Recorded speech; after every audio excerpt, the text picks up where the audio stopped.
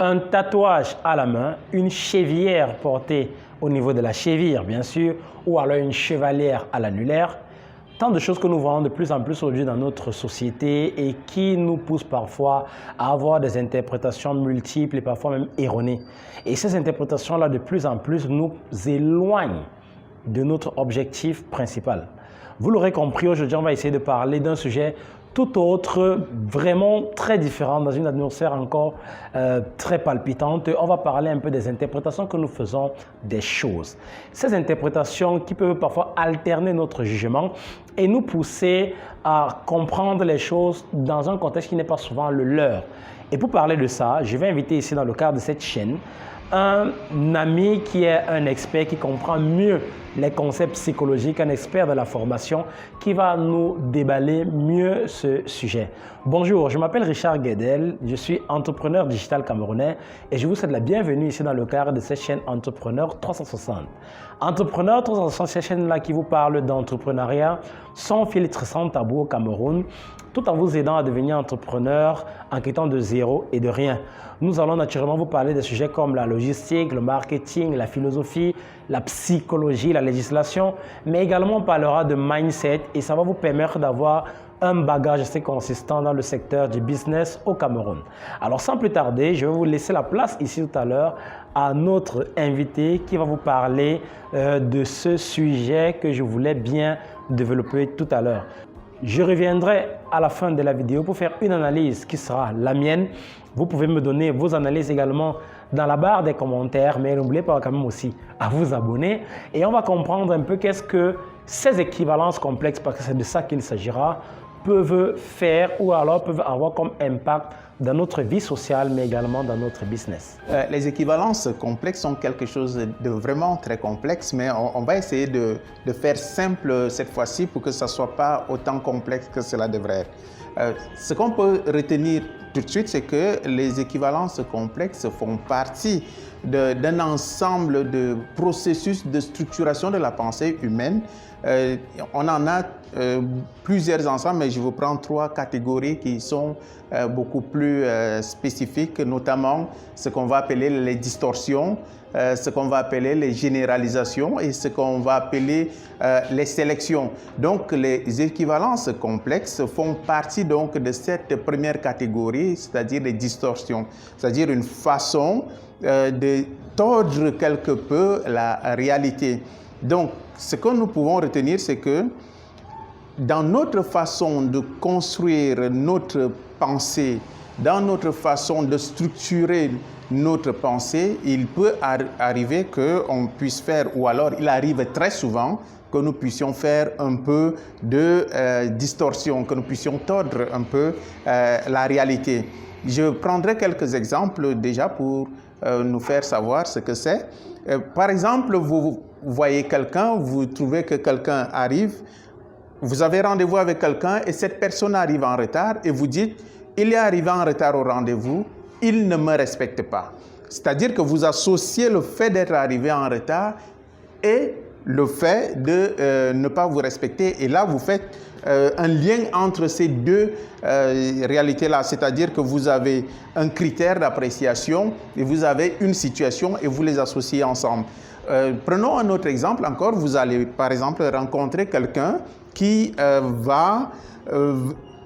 qui peut-être ne va pas vous dire bonjour le matin et vous allez pouvoir vous dire « Ah bah oui, il ne m'a pas dit bonjour, il a quelque chose contre moi. » Donc, le fait de ne vous avoir pas dit bonjour, pour vous, va signifier qu'il a quelque chose contre vous et vous faites là un lien peut-être qui n'est pas, c'est-à-dire que vous tordez une réalité. Et alors que peut-être tout simplement la personne, elle a oublié, alors que tout simplement la personne a une préoccupation dans son esprit, alors que tout simplement la personne, elle a d'autres situations qui peuvent l'amener et que cette personne donc, même sans vous avoir dit bonjour, c'est quelqu'un qui vous apprécie très bien, c'est quelqu'un qui a de l'admiration pour vous, alors, et là, l'interprétation que vous en faites, elle est tout à fait erronée. Donc, les équivalences complexes, on les a généralement. Sauf que lorsqu'on n'en est pas conscient, elles peuvent être très limitantes pour nous dans nos relations interpersonnelles. Donc vous avez compris que, imaginez dans une situation professionnelle par exemple, et que vous avez fait un super travail, que vous considérez comme étant un super travail, et puis vous le remettez à votre chef, et il prend et il dépose, et puis vous dites, ah bah oui, il n'a même pas jeté un coup d'œil sur mon travail, il ne le trouve pas super bon. Ou alors il n'apprécie pas mon travail, il me déteste, je ne suis pas son chouchou. Donc vous faites toutes sortes de déductions possibles à partir du simple fait qu'il a pris votre travail et l'a mis de côté. Donc les équivalences complexes, on peut se demander d'où ça nous vient, d'où ces choses-là nous viennent. En fait, il faut savoir que notre éducation, depuis notre tendre enfance, nous a incrusté des choses, je ne sais pas si c'est ça qu'on dit en français, mais a mis des choses dans notre tête, des façons de penser que dès qu'on voit telle chose, on l'associe à telle autre chose. On va par exemple voir que notre éducation scolaire également, on va nous associer des choses. Donc tout au long et des expériences que nous-mêmes nous allons faire dans notre vie, si vous essayez de faire une chose, par exemple vous essayez de faire du vélo et que vous vous renversez, vous pouvez associer le fait d'essayer des choses nouvelles comme étant un danger. Et donc votre cerveau va le retenir et à chaque fois que vous allez être devant quelque chose de la nouveauté, si vous n'en êtes pas conscient, votre cerveau va vous dire « Attends, nouveauté, danger ». Et là, tout de suite, vous vous réservez parce que vous aurez fait une équivalence complexe entre quelque chose de nouveau à apprendre et le danger que cela pourrait ou alors représenter pour vous. Donc, il y a notre éducation, il y a notre société, et il y a également nos expériences personnelles que nous faisons. On voit très souvent chez les enfants, lorsque un enfant veut commencer à marcher ou quelqu'un veut apprendre à nager, s'il boit de l'eau, tout de suite, il ne va plus oser s'il associe le fait d'apprendre à nager à se noyer. Mais s'il dépasse cette conception-là, c'est en ce moment qu'il peut apprendre véritablement à nager et qu'il peut être un très grand nageur.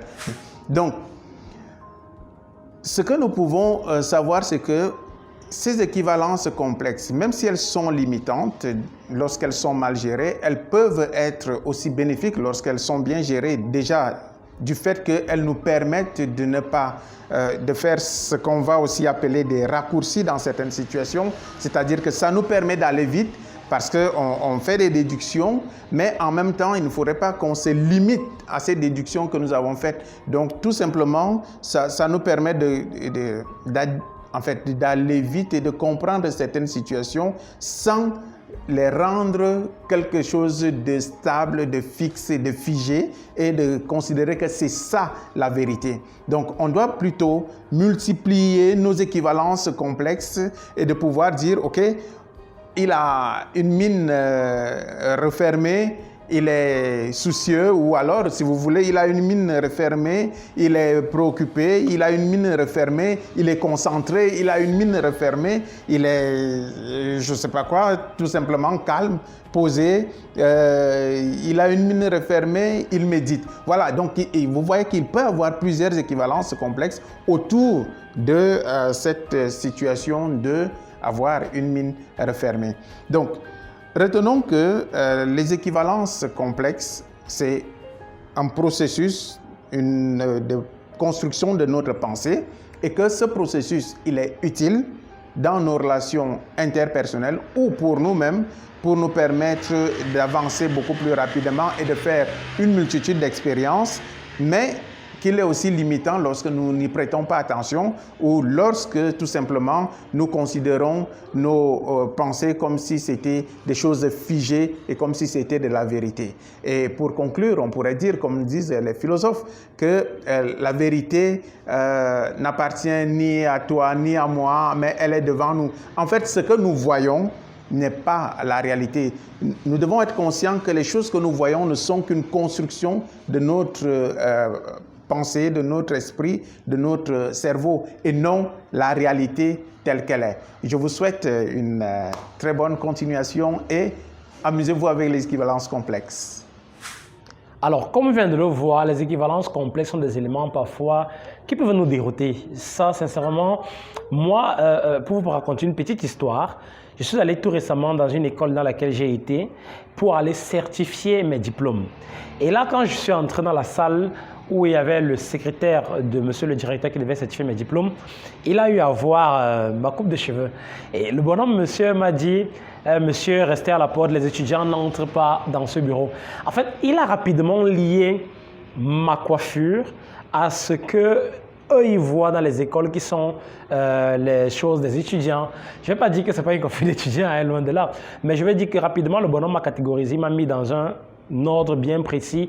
Et ce n'est pas forcément par rapport à ma coiffure, c'est par rapport à sa perception à lui. Alors, les équivalences complexes ici, j'ai eu à faire ce sujet parce qu'il me tenait un peu trop à cœur.